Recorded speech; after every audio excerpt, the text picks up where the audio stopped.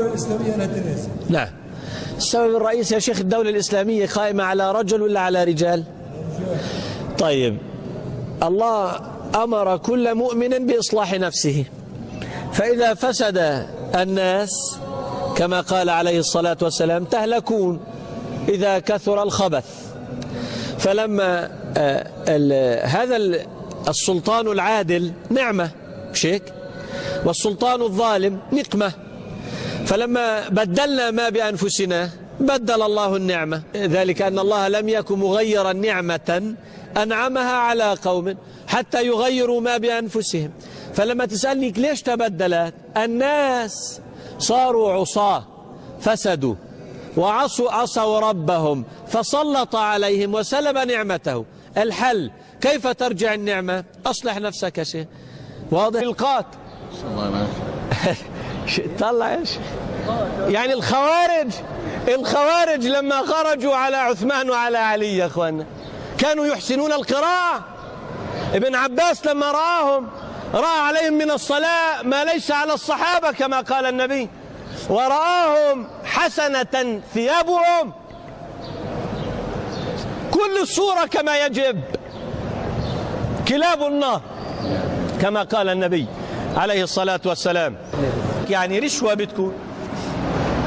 فقال عليه الصلاة والسلام أنه يخشى علينا أن تفتح علينا زهرة الدنيا. فهو النبي أصلا كان يخشى ما نتمناه، كان يخشى لنا ما نحرص عليه اللي هو زهرة الحياة الدنيا. قال أخشى أن تفتح عليكم زهرة الحياة الدنيا فتنافسوها فتهلككم كما أهلكت الذين من قبلكم. فهو النبي أصلا ما كان حريصا على أن يغتني المسلمون. لما عمر أتي بغنيمة فارس من الذهب وما تعلمون بكى. قالوا ما يبكيك؟ قال عليه الصلاة والسلام ما فتح هذا على قوم إلا ألقي بينهم العداوة والبغضاء. فترى النبي عليه الصلاة والسلام ما بدي أقول لك ليس حريصا على هذا، بل كان يخشى أن تفتح زهرة الدنيا على المسلمين. فلما يأتيكم حاكم ظالم يحجب عنكم زهرة الدنيا، هو حقيقة ظلمكم ما لكم، ولكن أبقاكم فيما هو أيسر لكم على دنياكم. حتى قال عليه الصلاة والسلام قد أفلح من أسلم ورزق كفافا وقنعه الله فيما آتاه. أنا ما بقول هذا حظا للولاة يعني يستزيدوا من السرقة، ولكن بشروهم برب لا ينسى شيئا وكفى به حسيبا. ومن أخذ لك 1000 دينار في الدنيا فلن تضيع في الآخرة. إنما كما قال الله ولو بسط الله الرزق لعباده لبغوا في الأرض. قال إن بين يدي الساعة الهرج. قال وما الهرج؟ قال القتل. قالوا أكثر مما نقتل من المشركين. قال إنه ليس بقتلكم المشركين ولكن قتل بعضكم بعضا. قالوا وعقولنا معنا يومئذ. قال إنه لتنزع عقول أهل ذلك الزمان ويخلف له، يعني ينصب له هباء من الناس. هذا بتهمنا جدا. يحسب أكثرهم أنهم على شيء وليسوا على شيء. يعني قال عليه الصلاة والسلام بسند صحيح إليه قال سيكون اختلاف في أمتي وفرقة. سامعين؟ سيكون اختلاف وفرقة. طيب، كأن السؤال من يتولى هذا؟ يعني مين اللي سيفعل؟ قال قوم يقرؤون القرآن لا يجاوز تراقيهم. فكان واضح انه مين اللي فرق الأمة عفوا؟ ليسوا الدعار ولا الصعاليك ولا الشطار يعني قطاع الطرق. عمين بيتكلم على صفوة مشايخ يكون سيكون فرقة واختلاف. قوم يقرؤون القرآن لا يجاوز تراقيهم، يعني كلام، يمرقون من الدين، يعني بيخرجوا من الدين كما يمرق السهم من الرمية. يعني إذا أنت رميت صيدا بسهم يخرج منه السهم.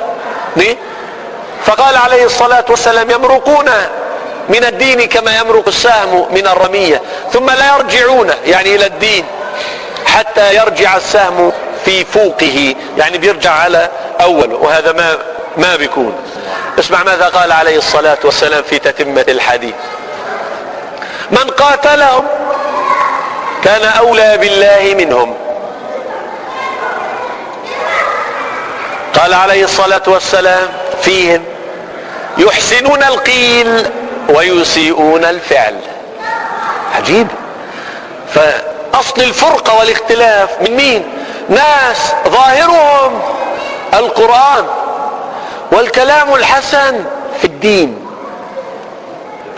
يحسنون القيل ويسيئون الفعل، يعني يدعون إلى مصلحة المسلمين ويفرقون المسلمين، يدعون إلى توحيد المسلمين وإقامة دولة الخلافة ويفرقون المسلمين، يدعون إلى استئناف الإسلام ويفرقون المسلمين. فقال عليه الصلاة والسلام: اسمع، تكون فرقة واختلاف، قوم يحسنون القيل ويسيئون الفعل، يقرؤون القرآن لا يجاوز تراقيهم.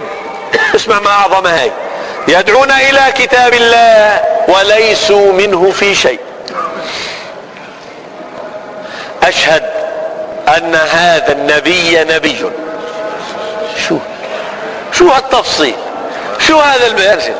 لو أنت سألتني أن النبي قال أنا ستفرق الأمة وتختلف، سأتهم عصاتها وفجارها ودعارها وشطارها ولصوصها وفساقها. ما كان هذا المعلم الذي يوحى إليه ألقاها بين أكتاف قرائها. عجيب. قال: يقرؤون القرآن لا يجاوز تراقيهم. هي كتب لنا كتاب حسن الترابي وجاب الأحاديث، فلما أزفت الآزفة تهدلت ريالته على الملك. ما هو زعلان انه قبل فترة اخذها وعمل انقلاب قبل هذه المرة، هو عمل انقلاب خيانة. يعني قلت لكم يا اخوان الانقلاب خيانة، الانقلاب على والي مسلم فاسق عاصي، كلامي واضح، الوالي المسلم الفاسق العاصي الانقلاب عليه خيانة.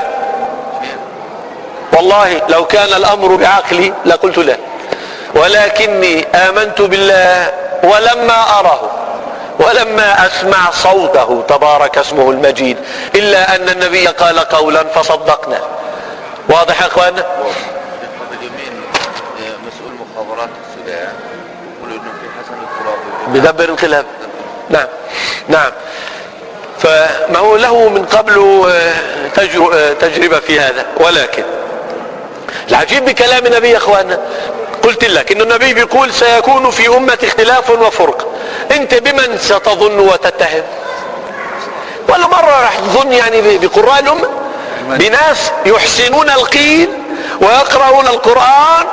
اسمع، فبدأ النبي بهؤلاء، قال يحسنون القيل ويسيئون الفعل. دعوة الفرق اليوم ولا الجماعات؟ ما في جماعات.